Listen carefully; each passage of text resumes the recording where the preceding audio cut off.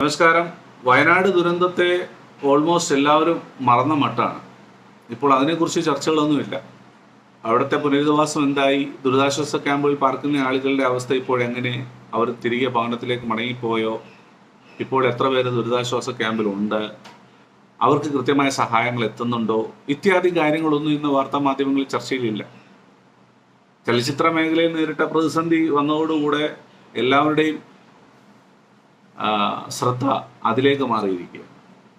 ഇതിനിടയ്ക്ക് മറ്റൊരു സംഭവം നടന്നത്, ഇന്നലെ നമ്മുടെ കേരള മുഖ്യമന്ത്രി പിണറായി വിജയൻ നമ്മുടെ രാജ്യത്തിൻ്റെ പ്രധാനമന്ത്രിയായ നരേന്ദ്രമോദിയെ നേരിട്ട് കാണുകയും വയനാടിന് കേന്ദ്ര പാക്കേജ് ഉറപ്പാക്കുകയും ചെയ്യാൻ വേണ്ടി അവർ തമ്മിൽ ഒരു ചർച്ച നടന്നു.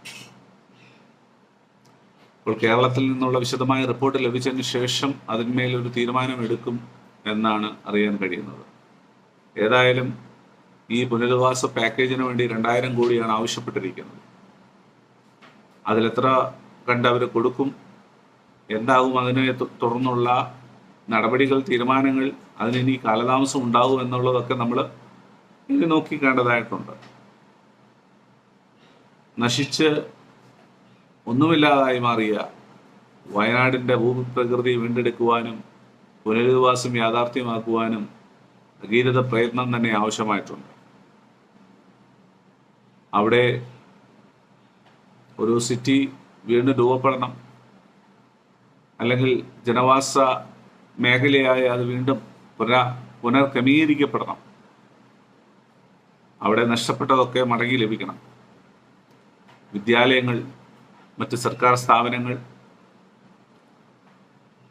അവിടെ താമസിക്കുന്ന ആളുകൾക്ക് ഭവനങ്ങൾ, ഇങ്ങനെ അടിസ്ഥാന ആവശ്യങ്ങൾക്കുള്ള കാര്യങ്ങൾ ഉൾപ്പെടെ എല്ലാം അവിടെ വരണം. അവർക്ക് മാന്യമായ ചികിത്സ ലഭിക്കത്തക്ക നിലയിലുള്ള ഹോസ്പിറ്റൽ സമുച്ചയങ്ങൾ അവിടെ ആവശ്യമുണ്ട്. കുഞ്ഞുങ്ങളുടെ ഉന്നത വിദ്യാഭ്യാസവുമായി ബന്ധപ്പെട്ട് സാധ്യമായ വിദ്യാഭ്യാസ സ്ഥാപനങ്ങൾ അവിടെ വേണം. ദൈനംദിന ആവശ്യങ്ങൾ നിറവേറ്റുവാനുള്ള കടകമ്പോളങ്ങൾ അവിടെ ആവശ്യമുണ്ട്. അതുപോലെ യാത്രാ യോഗ്യമായ നിലയിലുള്ള റോഡുകൾ, അതുപോലെ ഇരുകരകളെയും തമ്മിൽ ബന്ധിപ്പിക്കുന്ന മേൽപ്പാലങ്ങൾ, ഇങ്ങനെ ഒരു സമൂഹത്തെ പുനർനിർമ്മിക്കുമ്പോൾ മുൻപെന്തൊക്കെ ഉണ്ടായിരുന്നോ അതിലൊട്ടും കുറവ് വരുത്താതെ ഏറ്റവും നല്ല രീതിയിലാണ് അതിനെ പുനർനിർമ്മിക്കേണ്ടത്. ഈ പുനർനിർമ്മിതിക്ക് ലോകത്തുള്ള എല്ലാ മലയാളികളും വളരെ താല്പര്യപൂർവ്വമാണ് മുന്നോട്ട് വന്നിരിക്കുന്നത്. അതുകൊണ്ട് തന്നെ ആ ലഭിക്കുന്ന പണം വളരെ കൃത്യമായി ആളുകളിലേക്ക് എത്തേണ്ടതായിട്ടുണ്ട്. ഈ കഴിഞ്ഞ ദിവസം വന്ന വാർത്തകൾ വളരെ വേദനിപ്പിക്കുന്നതായിരുന്നു. ചികിത്സാ സഹായവും മറ്റുമൊക്കെയായിട്ട് സർക്കാർ കൊടുത്ത പണത്തിൽ നിന്നും വായ്പകൾ ഈടാക്കി ബാങ്കുകൾ അവരെ പ്രയാസപ്പെടുത്തി എന്നൊരു വാർത്ത. ഒരിക്കലും അങ്ങനെ ചെയ്യാൻ പാടുള്ളതല്ല. അവരൊന്ന് നിവർന്നു നിൽക്കുന്നത് വരെ അവർക്ക് വേണ്ടുന്ന കൈത്താങ്ങലുകൾ കൊടുക്കുക. ഉറ്റവരും ഉടയവരും നഷ്ടപ്പെട്ടതിൻ്റെ വേദന ഒരു ഭാഗത്തുണ്ട്, മറുഭാഗത്ത് നഷ്ടപ്പെട്ടതിനെ തിരിച്ചു പിടിക്കാനുള്ള വ്യഗ്രതയിലായിരിക്കും അവരെല്ലാം. എത്രയും വേഗം നഷ്ടപ്പെട്ട കാര്യങ്ങളൊക്കെ അവിടെ യാഥാർത്ഥ്യമാകട്ടെ. വയനാടിനെ പുനർനിർമ്മിക്കുന്നതിൽ എല്ലാ മലയാളികളും ശക്തമായി മുന്നോട്ട് വരണം. മലയാളികൾ മാത്രമല്ല, ഈ വിഷയം അറിഞ്ഞ ആളുകളൊക്കെ തന്നെ വിവിധ നിലയിലുള്ള സഹായഹസ്തങ്ങളായിട്ട് മുന്നോട്ട് വന്നിട്ടുണ്ട്. ഇന്നലെ തന്നെ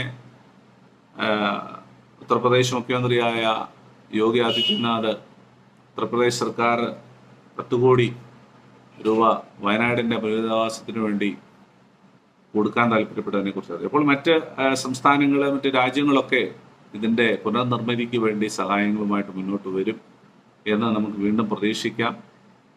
ഒരുപാട് സമയങ്ങൾ വൈകിപ്പിക്കാതെ സമയബന്ധിതമായി യുദ്ധകാലാടിസ്ഥാനത്തിൽ അവിടെയുള്ള പണികൾ, കാര്യങ്ങളെല്ലാം ചെയ്യുകയാണെങ്കിൽ എത്രയും വേഗം അവിടെയുള്ള ആളുകൾക്ക് അവിടെ വാസയോഗ്യമായ ഒരു ക്രമീകരണം ഉണ്ടാകും. നഷ്ടപ്പെട്ട പ്രതാപത്തിലേക്ക് മടങ്ങി വരുവാൻ ഒരുപാട് സമയമൊന്നും വേണ്ടി വരില്ല.